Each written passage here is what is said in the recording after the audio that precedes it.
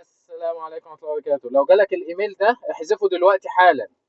بيجي ايميل ساعات يقول لك تم ايقاف حسابك، اضغط فورا على هذا الرابط. اوعى تضغط عليه. ده حاجة اسمها التصيد الاحتيالي او فيشنج. ده من التهديدات الخطيرة جدا في سرقة بياناتك. فاوعى تضغط على الرابط. لو قال لك تم ايقاف حسابك في خطر، اضغط على الرابط الفلاني. اوعى تضغط عليه. احذف الايميل فورا. والحل فعل التحقق من خطوتين، التو فاكتور. تمام.